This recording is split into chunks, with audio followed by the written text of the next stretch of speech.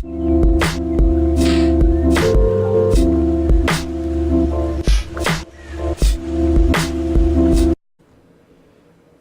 안녕하세요. 평생투자 파트너입니다. 네, 오늘은 2018년도 3월 29일, 네, 오늘 목요일입니다. 자, 여태까지 제가 좀 진행해드렸던 이 캔들 패턴들을 한번 보면은, 죄다 추세를 반전시키는, 추세 반전 패턴들이었잖아요. 그래서, 오늘부터는 이 반전 패턴이 아닌 추세를 지속시켜주는, 지속이 된다는 걸 확인시켜주는 이 지속형 패턴에 대해서 한번 진행을 해보도록 하고요. 지금까지 이제 제가 소개드린 거는 앞에도 말씀드렸지만 거의 모두 다 반전 패턴이었습니다. 사실 대부분의 캔들 신호는 이 추세의 반전 신호가 많다고 하는데요. 하지만 주가의 흐름을 그 흐름의 지속을 나타내는 캔들 패턴도 당연히 존재합니다. 지속형 패턴이 나타나면은 주가는 이전과 같은 추세를 그대로 유지하는 경우가 조금 많은데요. 근데 제가 이 책을 좀 소개를 해드리면서 항상 조금 이제 뭐랄까요, 좀 걱정이 되는 좀 부분은 늘 말씀드리지만 어떤 반전 패턴, 특히나 하락 반전 패턴, 그 상승 반전 패턴인 거죠. 상승 반전 패턴을 보자마자 바닥이라고 예측을 하고 매수하거나, 그러니까 뭐 바닥에서 갑자기 뭐 망치형이 나왔다, 아니면 뭐 관통형이 나왔다라고 해서 바로 매수를 하거나 요런 거는 좀 위험하다라는 거고요. 항상 요런 캔들 패턴의 어떤 지표들은 그냥 비를 내리게 하는 먹구름에 불과하다라는 점을 인지하시고, 먹구름이 언제나 이 비를 내리는 게 아니잖아요.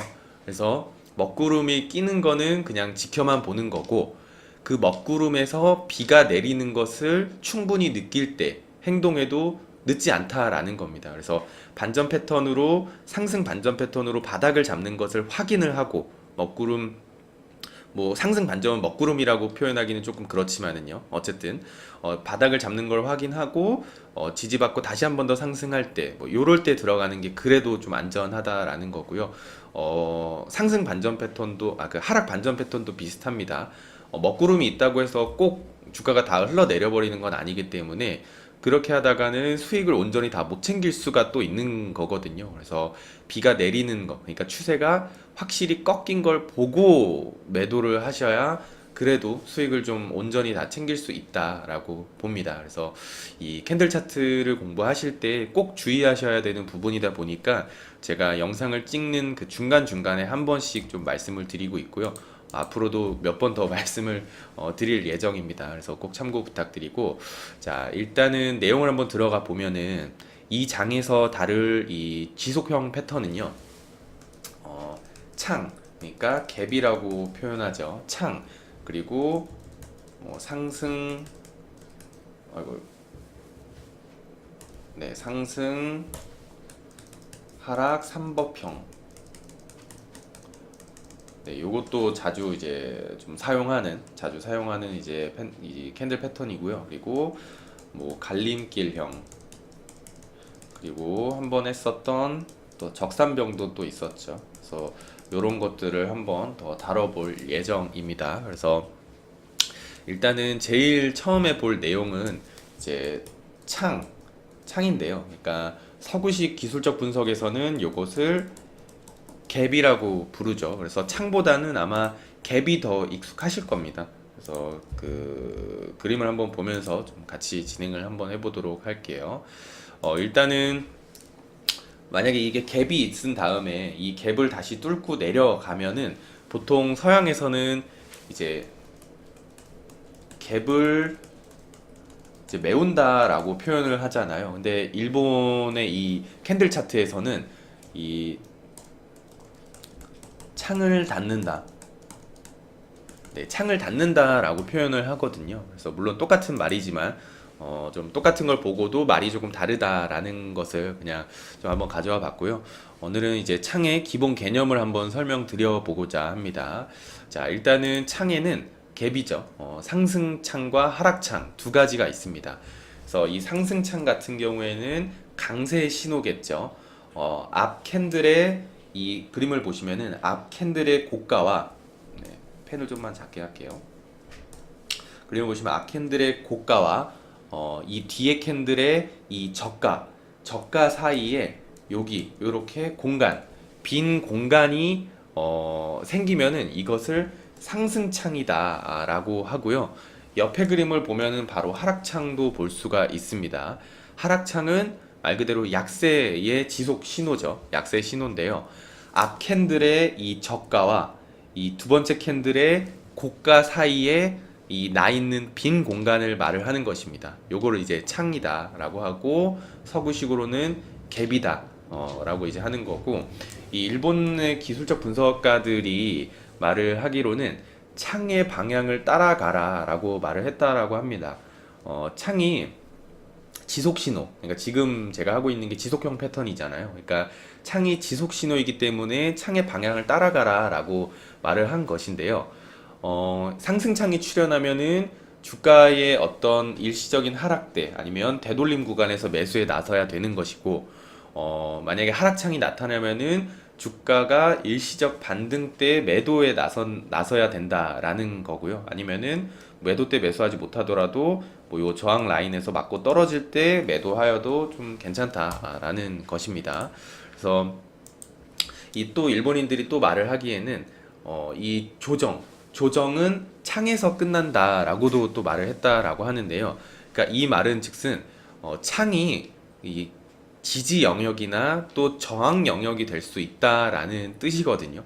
따라서 상승착은 이렇게 반락시 잠깐 떨어질 경우에는 지지 영역이 되는 거고요. 그래서 여기 한번 보시면은 이 갭으로 한번 요 자리가 한번 시작이 되었고, 잠깐 상승 이후에 반락이 일어났죠. 반락이 일어나서 저가로는 이 갭을 메우고 내려갔지만 이 종가상 갭을 메우지 않았기 때문에 뭐 창을 닫았다, 그러니까 갭을 메웠다라고 보기에는 조금 어렵고, 잘 이 갭 자리를 지지받았다라고 보시는 게 좋을 것 같아요. 그러면은 지지받고 조금 올라가주는 요런 또 모습을 볼 수가 있는 것 같고요. 그러니까 하락창에서도 똑같은 것 같습니다. 하락창에서도 이렇게 이제 갭 자리가 저항 영역이 되는 거거든요. 그래서 한 번 더 상승을 시도했지만 창 위로 올라가지 못하고 다시 한 번 더 맞고 떨어지는 요런 모습을 볼 수가 있는 거고요. 물론 뒤에 한 번 더 말씀을 드리겠지만 요 갭 자리를 메우게 되면은 보통은 이제 추세가 좀 반전이 되는 경우가 조금 많습니다. 그래서 요거는 좀 뒤에서 한 번 더 이제 내용을 좀 다루도록 하고요. 네, 이렇게 그 조정이 어떤 아까 방금의 말처럼 조정이 창에서 끝난다는 앞에 개념을 이용을 하면은요, 일단 주가가 갭을 메우려고 시도할 때 매수나 매도에 나서는 것이 좋습니다. 그러니까 이 말은 만약에 상승 추세가 이어지고 갭을 만약에 이 자리가 메운다, 갭을 메웠다 하면은 요때 추세가 반전이 일어날 수 있고, 그러니까 지속을 더 이상 못할 것이라고 좀 보는 것이기 때문에 이때 뭐 매도를 하거나, 그러니까 수익을 청산하는 것이죠. 아니면은 만약에 매수를 할 때는 이 하락 갭을 뚫고 올라가 줄 때 뭐 매수를 해라라는 의미거든요. 그래서 그것도 보면 좋을 것 같고, 아니면은 뭐 바로 갭을 메웠을 때 하는 것보다는 한 번 더 확인이 필요한 경우에는 상승창에서는 만약에 갭을 이렇게 메우고, 그 다음에 여기가 이제 다시 원래는 위에서는 지지 라인이었지만 갭을 메우고 내려갔을 때는 여기가 이제 저항으로 바뀌는 거거든요. 그래서 여기를 다시 뚫고 올라가지 못할 때, 이때 수익을 청산해도 비슷하다라는 겁니다. 그래서 이때 한 번 더 확인을 하는 것이 항상 안전한 것이고, 그리고 하락창에서도 만약에 매수를 할 경우에 이렇게 갭을 뚫고 올라갔고요. 그러면은 이 공간이 예전에는 저항 라인이었지만 이제는 지지 라인으로 또 바뀔 수가 있는 거거든요. 그래서 이렇게 갭을 뚫었을 때 바로 매수한다기보다는 한번 상승 이후에 잘 지지받고 올라갈 때 뭐 요때 매수하는 것이 조금 더 안전한 방법이라고 생각을 합니다. 그래서 이 창 같은 경우에는 실전에서도 굉장히 자주 사용하는 중요한 내용인 것 같아요. 그래서 제가 다음 시간부터는 좀 예시를 좀 디테일하게 좀 같이 보면서 좀 공부해보는 시간을 가져보도록 하겠습니다. 자, 오늘은 여기까지 하고 진행하고 마치도록 하고요. 오늘 하루 화이팅 하시기를 바라겠습니다. 감사합니다.